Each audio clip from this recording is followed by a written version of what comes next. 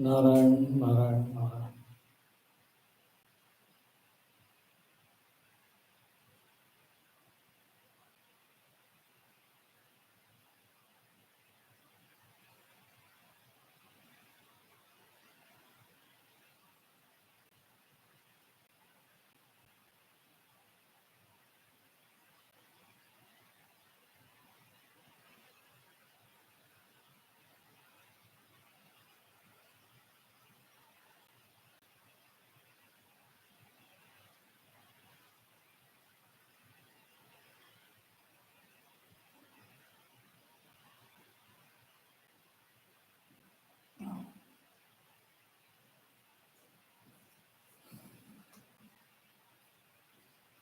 आज सभी श्रद्धालु गुप्त नवरात्रि के इस पावन पर्व पर हम पुनः लाइव चर्चा करने के लिए तत्पर है और विषय सामान्यतः वही होते हैं जो पिछले वीडियो में हम निरंतर मार्गदर्शन करते आए हैं, परंतु ऐसे भी नए श्रद्धालु होते हैं जिनके मन में अनेक प्रकार की जिज्ञासाएं अभी भी बनी हुई हैं। तो जब तक उनकी समस्या का समाधान न हो, उनकी जिज्ञासा का समाधान न हो, तो निरंतर हम इन विषयों पर चर्चा करते रहेंगे। तो आज हमने विषय ये रखा है कि देवता किसे माने। कई श्रद्धालुओं के ऐसे प्रश्न हमारे पास आए, गुरुजी हमारे यहाँ ऐसे देवता है, वैसे देवता है। कोई लोक देवता के रूप में विशेष देवता को पूजते हैं, कई कई देवताओं के नाम पर राक्षस और प्रेतों के पूजन का भी प्रचलन चल रहा है। तो दोस्तों, आरंभ से ही हमने ये विषय सबके समक्ष रखा है कि हमें देवता में और जो अशास्त्रीय, जिनका शास्त्रों में उल्लेख नहीं है परंतु जिन्हें हम देवता मानते हैं, उनके बारे में जानना बहुत आवश्यक है। और विशेषकर ऐसे श्रद्धालु जो अध्यात्म में नए नए हैं, तो कई श्रद्धालुओं ने प्रश्न भेजे हैं, जैसे कि हिमाचल प्रदेश से भी कई ऐसे प्रश्न हमारे पास आए कि स्वामी जी, हमारे यहाँ ऐसे वीर हुए हैं जिनको हम पूजते हैं, देवता के रूप में पूजते हैं, तो उनमें वो किस रूप में हैं। तो मैं आपको आज इस विषय में समझाने का प्रयत्न कर रहा हूँ कि शास्त्रोक्त देवता, जिनका शास्त्रों में उल्लेख है, और ऐसे देवता जो अभी नए नए प्रचलित आए हैं, इन दोनों में अंतर हम सबको समझना पड़ेगा। अधिकांश जो अभी धर्म के क्षेत्र में नए नए श्रद्धालु है, वो एक दूसरे को देखकर कहीं पर भीड़ लग रही है तो वहाँ पहुँच जाते हैं कि फलानी जगह देवता है, बड़े जागृत देवता है, वहाँ जाकर कल्याण होता है। और कोई ऐसा स्थान नहीं है जहाँ पर ये बात नहीं कही जाती हो कि वहाँ जाने पर कल्याण नहीं होता, भला नहीं होता है। सब जगह यही बात कही जाती है, फिर भी जन समाज पीड़ित है। तो उसके पीछे कारण कहीं न कहीं हमारी अज्ञानता ही है। तो हमने ये जो अनुभव किया है, उसमें एक चीज़ हमें समझ में आई अब तक कि विशेषकर जो हिमाचल प्रदेश, उत्तराखंड, हरियाणा, राजस्थान क्षेत्रों में जो राजा महाराजा युद्ध में वीर गति को प्राप्त हुए, उनको समाज में लोक देवता बनाकर पूजा गया। जबकि हमने ये अनुभव किया है कि लोक देवता का कोई भी विधान किसी भी धर्म ग्रंथ में उपलब्ध नहीं है। और ये केवल हमारे ही परंपरा में, हमारे सनातन धर्म में ऐसा हो रहा है, ऐसा नहीं है। अन्य भी धर्मों में ये हो रहा है कि वो जो उनके धर्म ग्रंथ है, उसके विपरीत आचरण करते हुए कई प्रकार के जगह-जगह, गली-गलियों में ऐसे स्थान बने हुए हैं जो कहीं न कहीं धर्मशास्त्रों का उल्लंघन करते हैं, अशास्त्रीय हैं। एक प्रकार से वो देवता नहीं है, फिर भी उनको पूजा जाने लगा है। तो ये प्रश्न बार-बार आने आने लगा है और ख़ासकर हम लोगों ने जब से ये अभियान आरंभ किया है, तो बार-बार लोगों के प्रश्न आते रहते हैं, गुरुजी हम इसको देवता माने कि न माने? इनका शास्त्र में उल्लेख है कि नहीं है? ऐसे कई प्रश्न आते रहते हैं। तो मैं एक आज आपको सरल समाधान दे रहा हूँ कि देवता किसे मानें? किसको हम देवता के रूप में पूजें?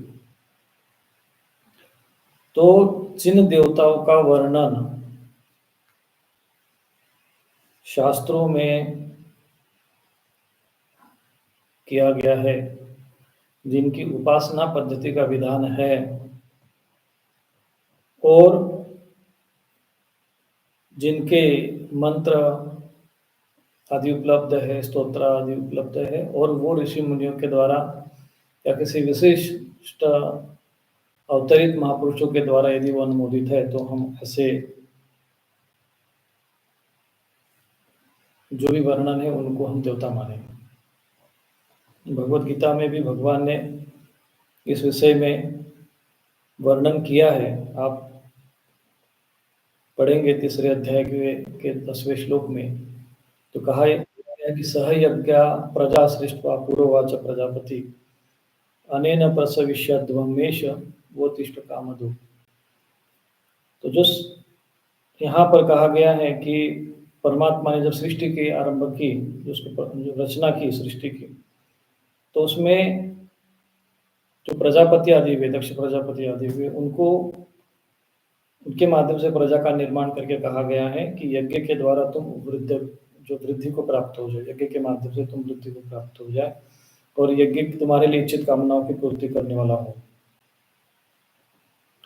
और उसमें कहा गया है कि तुम देवताओं की आराधना करो। वेदों में भी वर्णन आता है कि देवान भावयतानेन ते देवा भावयन्तु परस्परम भावयन्तः श्रेय परम वाप्स्यथ। कि तुम उन देवताओं की आराधना करो जो शास्त्रों में, वेदों में जो उल्लेख है, और तब वो तुम्हें देवता तुम्हारे उस साधना से, उपासना से प्रसन्न होकर तुम्हारे जो तुम्हारे जो इच्छित है, जो भोग है, जिनकी तुम कामना करते हो, सांसारिक, आध्यात्मिक, आर्थिक, जो भी तुम्हारी जो कामनाएं हैं, वो उसको तुमको पूर्ण करेंगे, वो तुमको उन्नत करेंगे। तुम देवताओं को पुष्ट करो यज्ञ के माध्यम से और देवता तुमको यज्ञ के माध्यम से प्रसन्न होकर तुम्हें तुम्हारी कामनाओं की जो पूर्ति करेंगे। इस प्रकार से परस्परम भावयन्त, इस प्रकार से एक दूसरे का सहयोग लेते हुए श्रेय परम वाप्स्यते, तुम श्रेष्ठत्व को प्राप्त हो जाओ। ये भगवद गीता के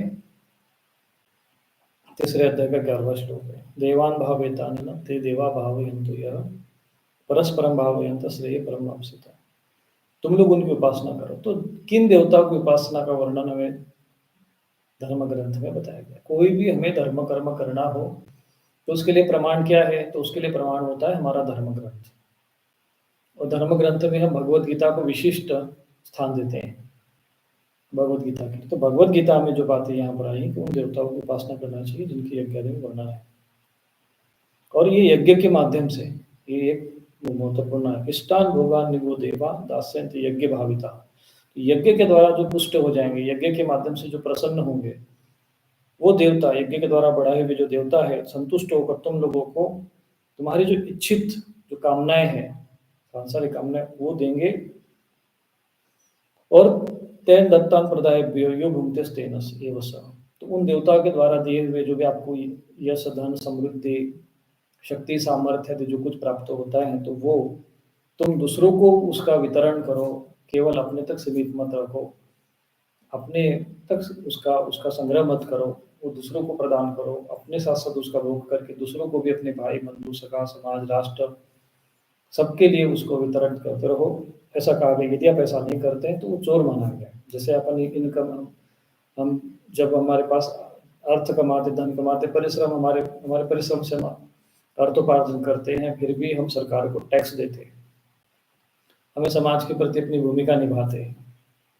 तो इस प्रकार से ये सारे विषय हमें शास्त्र में उल्लेखित है, उस शास्त्र में जो विधान दिया हुआ है उसके अनुसार हमें कि यज्ञ शिष्टासन संत मुच्यते सर्वकिल्बिष, यज्ञ के द्वारा यज्ञ करके जो आपको शेष बच जाता है वो आपको ग्रहण करना चाहिए। यज्ञ शिष्टासन संतो, यज्ञ शिष्ट अन्न का भोजन करने वाले पुरुष को श्रेष्ठ माना गया है और इस तरह से जो है समस्त पापों का नाश होता है।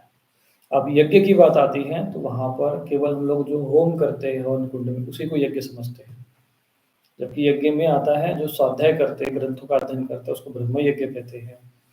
जो होम आदि यज्ञ करते हैं हवन कुंड में उसको देवता का पूजन करते हैं उसको देव यज्ञ कहते हैं। पितरों के निमित्त श्राद्ध तर्पण करते हैं उसको पितृयज्ञ कहते हैं।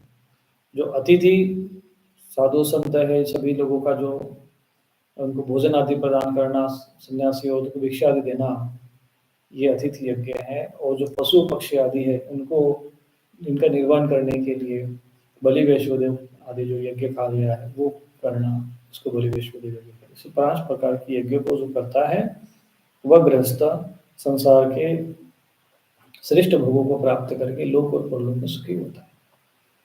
आज हम देखते हैं कि लोगों के पास संपत्ति आती है, धन आता है तो सोचते हैं कि बस केवल हमारे पास संपत्ति होगी तो केवल हम ही उसके अधिकारी। ऐसा नहीं है, आपके उस धन पर सबका अधिकार होता है।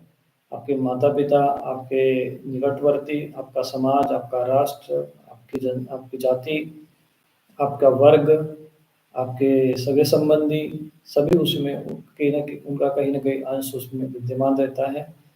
तो हमें यज्ञ आदि के माध्यम से, सामूहिक कर्मकांड आदि धर्म कर्म के माध्यम से भी हमें सत्कर्म में वो धन आदि लगाना चाहिए। तो ये ऐसे जो हम कर्म करते हैं, जिनके निमित्त करते हैं, शास्त्रों में इनका उल्लेख है, ऐसे जो देवता होते हैं उनकी उपासना जो शास्त्र में वर्णित है उसको देवता कहते हैं। परंतु हुआ क्या है कि जो ऐसे कोई वीर गति को प्राप्त हो गया तो बस उसकी मूर्ति बैठा दी, फिर उसको पूजने लग गए तो फिर वो देवता हो गए। इस तरीके से आज देखेंगे कि प्रचलन बढ़ने लगा है। फिर वहाँ जाकर भूत प्रेत खेलने लग जाते हैं तो फिर वो समझने लगते हैं कि भाई यह तो बड़ा देवता, सिद्ध चमत्कारिक देवता है। परंतु इस सत्यता ये है कि वो देवता नहीं होते हैं, वह बनाए गए देवता है जो कि शास्त्रोक्त नहीं है। और वो सब मनुष्य ही होते हैं जो मृत्यु उपरांत प्रेत, पिशाच, निशाचर आदि जो योनि में चले जाते हैं उनको देवता मानकर उनको फिर लोकल भाषा में उनके जो साबर मंत्र आदि बना दिए जाते हैं, क्षेत्रीय भाषा में मंत्र बना दिए जाते हैं। इस प्रकार का प्रचलन समाज में बढ़ रहा है। इनको देवता नहीं मानना चाहिए। तो समाज के अंदर ये जो हमें किसकी उपासना करनी चाहिए, किसकी नहीं करनी चाहिए, ये हमें ज्ञान देने का कार्य धर्माचार्य का है, जिनको धर्म ग्रंथों का ज्ञान होता है। तो ये कार्य धर्माचार्य को करना चाहिए। परंतु ये है कि ये विषय समाज में रखने का भी सामर्थ्य धर्माचार्य खो चुके हैं। तो हमें इन सब शास्त्रों के नियमानुसार चलना चाहिए। और जब शास्त्र का ज्ञान समाज को नहीं होता है तो शास्त्र विपरीत आचरण समाज करने लगता है और वो धर्मभ्रष्ट हो जाता है, कर्मभ्रष्ट हो जाता है।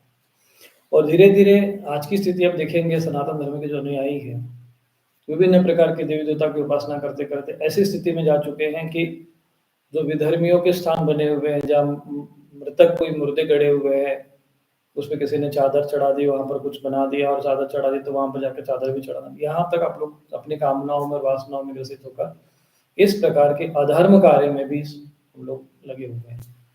अर्थात ये लोगों को समझ में नहीं आता कि हमें पूजा किसकी करनी चाहिए। क्यों? क्योंकि शास्त्र का ज्ञान उनको रहा नहीं है। शास्त्र का ज्ञान धर्माचार्य को देना चाहिए, वो देते नहीं है। शिव पुराण के चक्कर में वो दूसरी चीज़ें सुनाने लग जाते हैं, भागवत के कथा में बैठे हो दुनिया भर के चुटकुले सुनाने लग जाते हैं। और उनको जो वास्तविक जो ईश्वर है, जिनको शास्त्रों में माना गया है देवता, ईश्वर स्वरूप माना गया है, परमात्मा स्वरूप माना गया है, ऐसे देवताओं की आराधना से समाज विमुख हो गया, उस ओर हम प्रेरित नहीं करते हैं।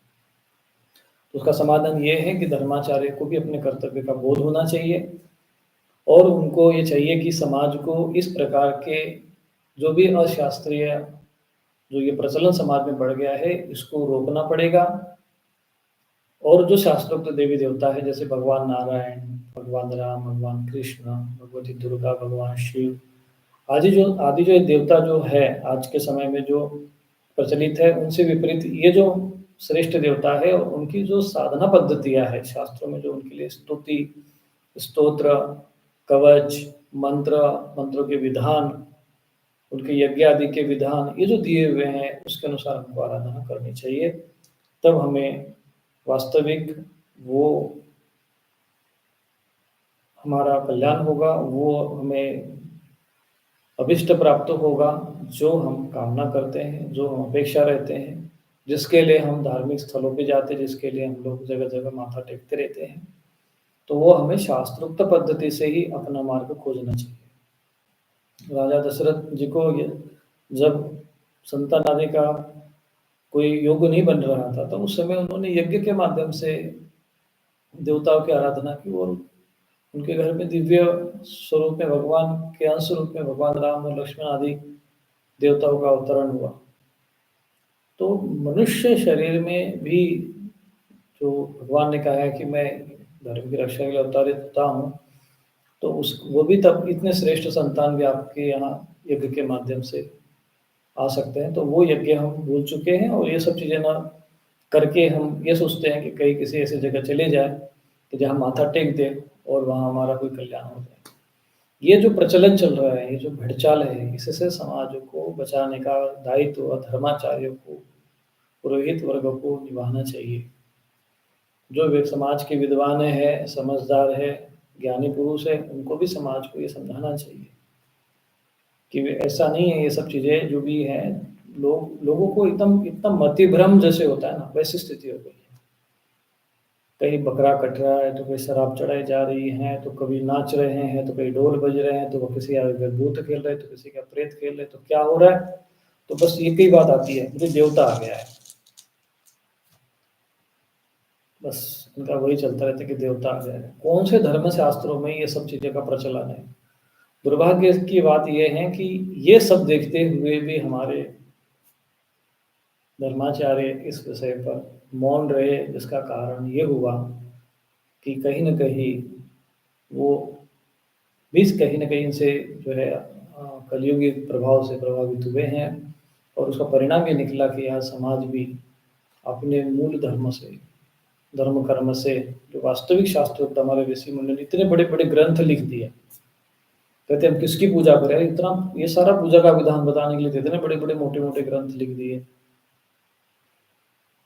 फिर भी हम वो नहीं कर पाते, तो चैनल के माध्यम से हमने यही समझाने का प्रयत्न किया। मैंने कोई अलग से कोई साधना विधान बनाकर आपको नहीं बताया, बल्कि जो शास्त्रों में उपलब्ध है, शास्त्रों में जो रहस्य है, उसका किस पद्धति से आराधना करना चाहिए, राम रक्षा स्तोत्र का कैसे अनुष्ठान करना चाहिए। आज चैनल के माध्यम से मैं देख रहा हूँ कई श्रद्धालु जुड़े, हज़ारों लाखों की संख्या में अब लोगों की संख्या बढ़ती जा रही है और मैसेज आते हैं, लोगों के अनुभव आते हैं कि उनको अनुभूतियाँ हो रही है।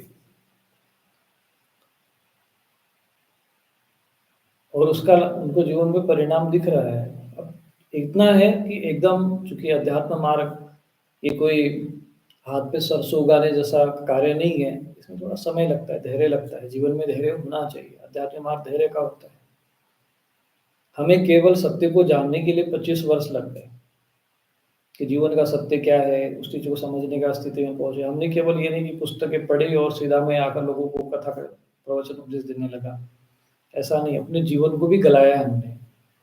इतने वर्षों तक हमने धैर्य रखा है, साधना की, उपासना की है और अनुभव किया है, तब मैं आप लोगों को बताने में सक्षम हूँ। तो वही जो अनुभूतियाँ हैं जीवन में होती है, तो उसके लिए थोड़ा-सा यदि धैर्यपूर्वक साधना करेंगे, अनुष्ठान करेंगे, तो आपके जीवन में परिणाम आएँगे। केवल एक माला इस मंत्र की करे, एक माला उस मंत्र की करे, एक पाठ ये करे, 2 पाठ वो करे, 3 पाठ वो करे, इससे नहीं हुआ। एक अनुष्ठान, नियम, संयम और साधना के माध्यम से जब आप ये सब कर्म करेंगे, तो निश्चित रूप से इसके परिणाम आएँगे, आ रहे हैं। तो आज विशेषकर हमने इसी विषय को ध्यान में रखते हुए चर्चा हो, इस पे मेरा मुख्य रूप से उद्देश्य था कि हमें अ, देवताओं के विषय में जो चर्चाएँ समाज में चलती है, उससे हटकर हमें जो वास्तविक भगवान का स्वरूप है, उसकी तरफ हमें आगे बढ़ना पड़ेगा। चूँकि जैसे कहते हैं ना, गाड़ी गड्ढे में चली गई तो निकालने में समय तो लगेगा ही, संघर्ष तो होगा ही। अब गलत मार्ग पे चले हो तो उस मार्ग से वापस लौटने में थोड़ी समस्या तो आएगी। परंतु जब अब हमें पता है कि हम शास्त्र के विपरीत आचरण कर रहे हैं या कोई ऐसे मार्ग पे चल रहे हैं जिसका कोई परिणाम सुपरिणाम नहीं है, तो तुरंत ही वहीं से पलट जाना चाहिए और जो बीत गया सो बीत गया, अब आगे की सुधि है, आगे हमारा मार्ग सही हो, जो पीछे समय हमारा निकल गया, जो भी गलत जो कुछ भी हुआ वो हो गया, आगे हमारा जीवन सुखमय हो, शांतिमय हो और जिसके लिए मानव शरीर है उसको सार्थक करने के लिए हमारा जीवन उसमें लगा रहे। इस दृष्टि को ध्यान में रखते हुए जो हमारे ऋषि मुनियों ने, संत महापुरुषों ने हमें जो शास्त्रों में ज्ञान दिया है उसके अनुसार हम आराधना उपासना करें। वो स्तोत्र कैसे उपासना करनी चाहिए, उनकी साधना कैसे करना चाहिए, चैनल के माध्यम से रखा है। कई मंत्र विधान है, वो मंत्र विधान भी शास्त्र की पद्धति के अनुसार, शास्त्र के नियमानुसार करिए, पुरस्चरण करिए, अनुष्ठान करिए, आपके जीवन में उसके परिणाम आएंगे। और जैसा कि भगवद गीता में कहा गया है कि वो देवता जब आप उनको उनकी आराधना करोगे तो वो तुम्हारे इच्छित भोगों को, इच्छित कामनाओं को पूर्ण करेंगे, जो यज्ञ के द्वारा जो पुष्ट होंगे तब। इसलिए हमने एक यज्ञ का छोटा सा स्वरूप आपके समक्ष रखा है और आपको भी प्रेरित करते रहते हैं कि आप यज्ञ आदि करते रहें, जब करते रहें। जब करना भी यज्ञ होता है। यज्ञ का मतलब केवल आहुति देना ही नहीं होता है, वो भी एक यज्ञ है। जब करना भी यज्ञ है, स्वाध्याय करना भी यज्ञ है, अनुष्ठान करना भी यज्ञ है, तप भी यज्ञ है, योग भी यज्ञ है, दान करना भी यज्ञ है। ये सब यज्ञ के अंतर्गत ये सब चीज़ें आती हैं। यज्ञ का मतलब केवल होम हवन तक ही नहीं होता है। द्रव्य यज्ञ, तप यज्ञ, ज्ञान यज्ञ, कई प्रकार के यज्ञ का वर्णन शास्त्र में आता है। भागवत, महापुराण आदि, वाल्मीकि रामायण जैसे धर्म ग्रंथ, अभी घरों में वाल्मीकि रामायण कोई पढ़ता नहीं, महाभारत नहीं पढ़ता है घरों में। बस खाना, पैसे कमाना, पशु की तरह सो जाना, ये कोई जीवन है ये? तो सब यही करना है तो भगवान भी कहेंगे अगले जन्म में, जा बेटा तो पशु ही, जब पशु की तरह खाना पीना है तो काम तो पशु के जन्म भी अच्छा होगा। कम से कम 5-10 मिनट अपना स्नान करते हो, घर में आते हो तो थोड़ा सा भागवत महापुराण ले लो, थोड़ा सा 5 मिनट वो पढ़ो, 15-20 मिनट थोड़ा सा कोई जप करो, किसी मंत्र का, भगवान के किसी नाम मंत्र का जप करो। इस प्रकार के आपको आगे बढ़ना चाहिए।